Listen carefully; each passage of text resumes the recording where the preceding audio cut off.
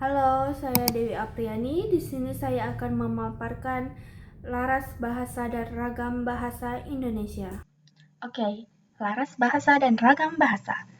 Jadi, laras bahasa dan ragam bahasa ini memiliki kaitan satu sama lain. Jadi, kalau untuk laras bahasa sendiri, itu adalah konteks. Konteksnya dalam situasi tertentu. Untuk ragam bahasa, itu adalah variasi bahasa untuk kita sesuaikan pada situasi yang kita hadapi maupun yang akan kita hadapi. Jadi, seperti misalnya laras bahasa kita ataupun konteks kita itu kita berada di situasi hukum ataupun pada pengadilan. Nah, biasanya variasi bahasa yang kita ambil itu pastinya bersifat formal. Oke, jadi kita di sini akan memasuki pada laras bahasa terlebih dahulu. Jadi, apa sih itu laras bahasa? Menurut ahlinya, Ure and Ellis kalau beranggapan bahwa laras bahasa sebagai pola bahasa yang lazim digunakan mengikuti keadaan tertentu. Untuk Wiersmiati itu laras bahasa berarti ragam bahasa atau variasi penggunaan bahasa yang dipergunakan oleh sekelompok pengguna bahasa tertentu menurut kesesuaian di antara bahasa dan pemakainya. Jadi, kalau kita berada pada konteks ataupun situasi yang mengharuskan kita untuk berbahasa formal, maka kita akan memakai bahasa formal. Untuk formal, biasanya bersituasi pada acara-acara penting ataupun acara-acara seperti wisuda, nah itu biasanya bersifat formal. Untuk jenis laras bahasa, itu ada 6. Yang pertama, itu laras ilmiah. Jadi laras ilmiah ini biasanya atau pasti akan menggunakan bahasa yang bersifat formal dan teknis.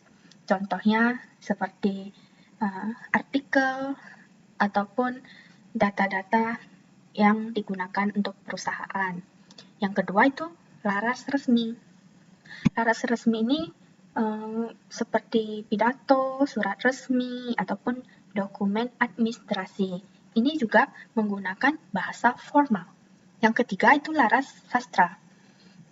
Kalau untuk laras sastra ini biasanya sih bisa menggunakan bahasa formal ataupun informal karena dia menulisnya pada puisi, novel, dan cerpen. Biasanya kan kalau untuk seperti ini itu tergantung pada daerah tertentu. Yang keempat itu laras ragam sehari-hari. Namanya saja ragam sehari-hari. Yang pastinya di sini itu menggunakan bahasa informal karena kita hanya seperti bersosialisasi dan berkomunikasi antara sesama teman ataupun tetangga kita. Yang kelima itu adalah laras bahasa iklan. Jadi untuk laras bahasa iklan ini itu bisa menggunakan informal dan formal karena ini menentukan target audiensnya dan menyesuaikannya lagi. Yang keenam itu laras hukum. Namanya saja hukum yang pasti bahasanya harus formal. Karena kita ini digunakan pada perundang-undangan dan juga peraturan pada hukum yang berlaku. Yang kedua kita akan memasuki ragam bahasa. Nah, kalau untuk ragam bahasa itu, menurut Batchman, adalah variasi bahasa menurut pemakaian yang berbeda-beda menurut topik yang dibicarakan, menurut hubungan pembicara, kawan bicara, orang yang dibicarakan, serta menurut medium pembicara. Untuk menurut Fishman ed., suatu ragam bahasa, terutama ragam bahasa jurnalistik dan hukum, tidak tertutup kemungkinan untuk menggunakan bentuk kosakata ragam bahasa baku agar dapat menjadi anutan bagi masyarakat pengguna bahasa Indonesia. Jadi, kalau menurut ahlinya, dari kedua ahli ini, ragam bahasa itu suatu variasi bahasa yang kita gunakan menurut situasi, dan juga lawan bicara. Oke. Untuk ini ragam bahasa juga ada jenisnya, ada 4 jenis. Pertama itu ragam dialek. Ragam dialek ini bisa juga diartikan sebagai bahasa daerah karena itu memiliki kosakata, pelafalan, dan tata bahasa tertentu menurut daerah-daerah tersendiri. Ragam terpelajar. Untuk ragam terpelajar ini biasanya memiliki bahasa formal dengan latar belakang akademis. Yang ketiga itu ragam resmi, ini tidak jauh berbeda dengan laras bahasa resmi juga seperti ilmiah itu. Jadi di sini pasti juga akan menggunakan bahasa formal dan contohnya juga seperti berita ataupun pidato ataupun komunikasi bisnis. Ragam tidak resmi. Dari namanya saja kita pasti tahu ini menggunakan bahasa informal karena ini yang kita gunakan untuk bahasa ataupun dalam komunikasi sehari-hari dan juga ini tidak memerlukan formalitas. Dalam ragam bahasa itu ada dialek, idiolek, dan sosiolek. Apa sih isinya? Jadi, untuk dialek pertama, itu adalah variasi bahasa yang digunakan oleh sekelompok ataupun daerah tertentu dengan ciri-ciri kosakata, tata bahasa, dan pengucapan yang berbeda dari bahasa Indonesia. Jadi, ini beranggapan seperti bahasa daerah yang memiliki ciri khasnya tersendiri. Untuk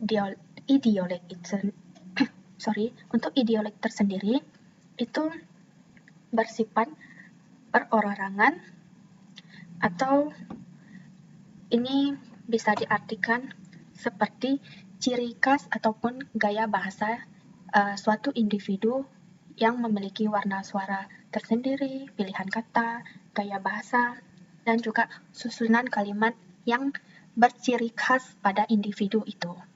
Untuk sosiolek ini biasanya dibagi atau ditandai dengan status, golongan, dan kelas sosial.